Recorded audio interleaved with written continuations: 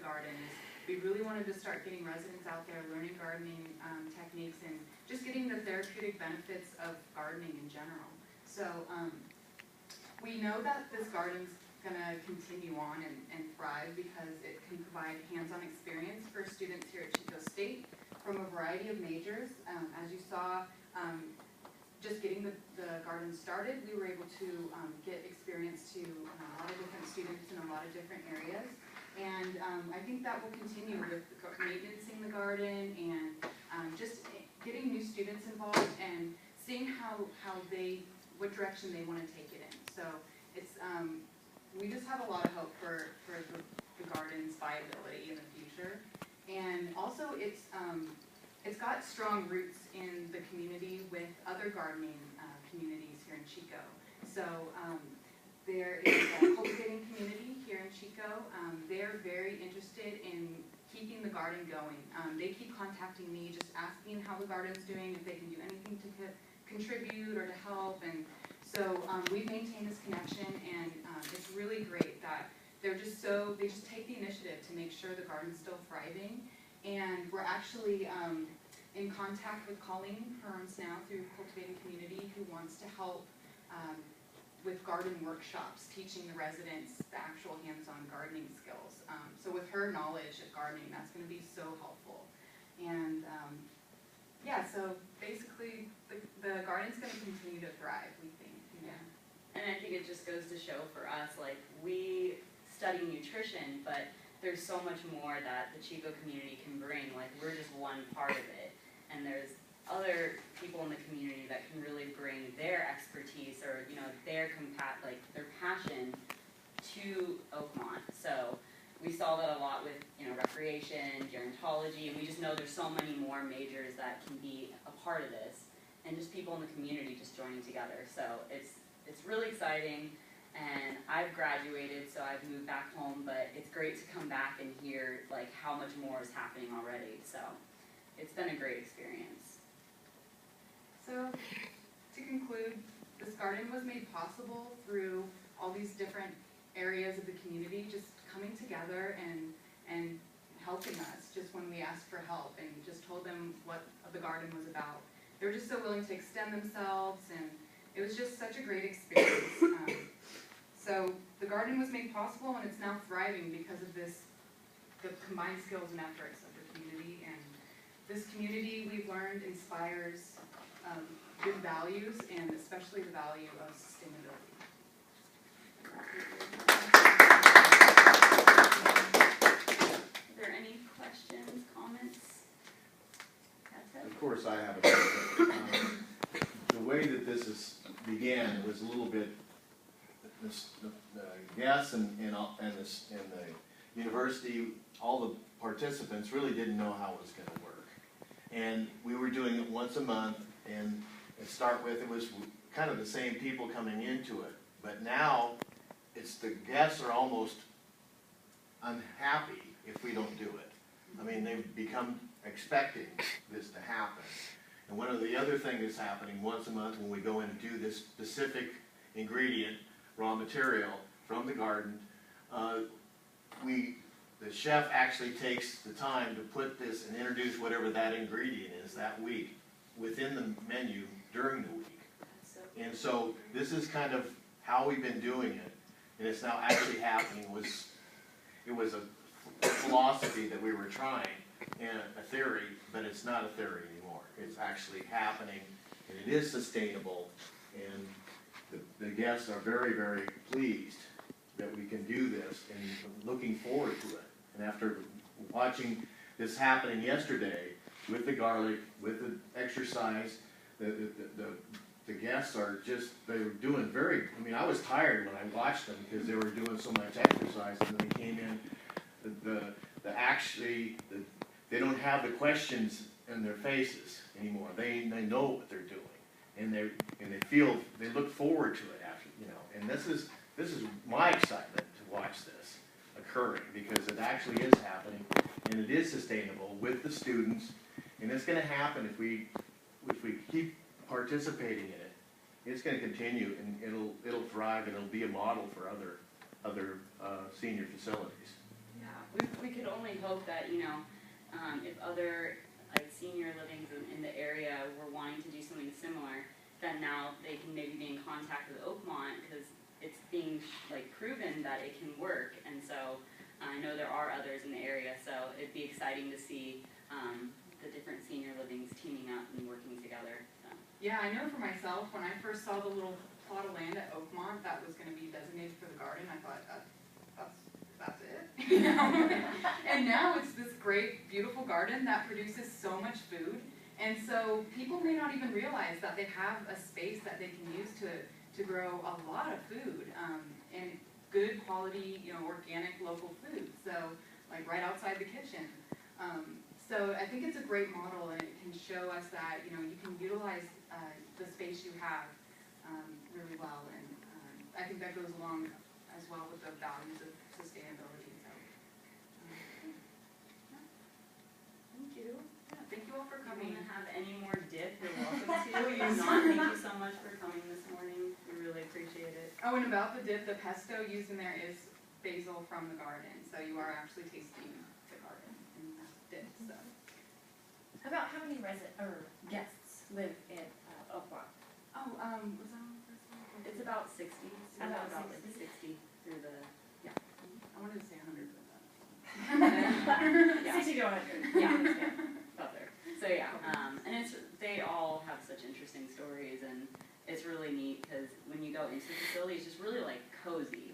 You get that feel when you go in there. So all the management that like Alma that was working there originally when we started the garden, just very friendly, very talkative. So Storytelling, like storytelling comes back when you start to get that community engagement back. When you have older generations come in and they start talking to you, and you learn so much about their heritage. So fantastic work, very, very Thank you very cool. much. Sorry, I came in late, so Ma'am already mentioned this, but how do students who you said could use it in all these different majors? Can you give us an example of something? Yeah. that- Okay, so for example, aside from nutrition, doing nutrition education, like let's say if you're a rec major and you're doing gerontology, so they could do activities with them, teaching them different exercises. We also have, I know, different like arts and crafts that they try to do, so maybe more hands-on, maybe an arts major could do something. Trying to think of other majors. I know they did for a while storytelling, so I don't know if that would be a part of maybe like an English curriculum or some sort of social work. Social work definitely. I actually know a couple friends in that major that were asking me if they could come into Oakmont. I'm like, you know, that's me. Like, totally go in. They want you there. So, yeah. Was community organization, is that a major here? If I'm not mistaken. community organization. Community organizations or But if it something is, that involving would certainly- communities.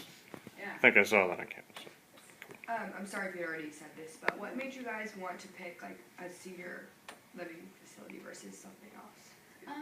Yeah, that's a great question. Well, I was currently working at Oakmont doing education, and I was finding kind of a passion for teaching them, and I really enjoyed the environment, and I felt like it would be great, you know, to get to teach them and get to show them the health benefits of having something fresh and having a garden. So more of my passion personally came from my previous experience of teaching. So I'd never been at a senior living before, but I got that experience through my professor who just said, you know, they're looking for someone to teach nutrition education. If you want to try it, go for it. And I really liked it. So that's why I chose it. Anyone else? Yes. Sorry, I came in a bit late as well, so I don't want to, maybe I'm asking something that you mentioned, but, so the garden, how does it work out? It's like a basically certain things that they grow, and then the people from the residents or whatever, Oakmont can come in and help and kind of cultivate that, or do they each maybe have a delegated area where they want to grow with maybe they want tomatoes and strawberries, but somebody else wants zucchini, and they each have a little patch, or how does it work It's exactly? pretty open. We were figuring out how to structure it that way in the beginning, but for now, most of the residents who live there, they don't have access to like an individual kitchen. So that's why we met with the head chef in the kitchen at Oakmont, and we made sure that we went through a process of getting feedback from the residents. What did they want growing in the garden?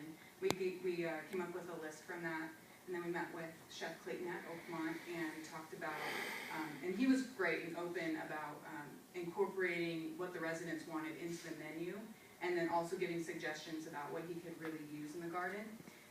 And then from there, we met with a garden kind of specialist, and she gave us ideas about what could grow in that season and that climate, and we just kind of went from there. And so it worked out really well. Like, there's not, at this phase, the residents aren't quite involved enough in the garden to want to section off spaces for themselves, but that could certainly happen in the future. Now that they're getting a little more hands-on gardening experience, they may want to create more of a little community garden area, but it all goes back to the relationship with Chef Clayton and what he can use in the garden, because that's ultimately how the residents will be able to benefit from it. Yeah, so it is just like a little area of land for now. Maybe in the future, like Veronica said, they might do something similar where they have little pots for themselves. So, yeah. What were you guys growing during that season? During summer? Yeah, during. During that time. Yeah.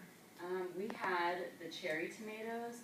We had a lot of really interesting plants from Grub, like, what was that one zucchini called? Tromboncino. Have you ever heard of tromboncino? This climbing squash. It's like straight from Cinderella. It's like curly. It's like an Italian type zucchini. It was growing into the parking lot. It was a very happy plant. Yeah. We also had eggplant. Peppers. Tons of basil. More basil. We have a little herb. This bed here is just for herbs, actually. So it had big bushels of basil, parsley, oregano, and different chives and things like that. And then we had, let's see, in the back we had cucumbers and squash. A lot of that succumbed to aphids, unfortunately, later in the summer. So it's kind of a trial and error. We're figuring out how to optimize the garden as the seasons go on, and kind of figuring that out. But so yeah, eggplant, tomatoes, peppers, herbs, Melons. cucumbers, melons, squash. Yeah. And they used a lot of the zucchini and squash that we were able to grow there. Yeah, actually, when we came back from summer and we met with the chef, he wanted to discuss some of the herbs and the vegetables, and he did a lunch for us.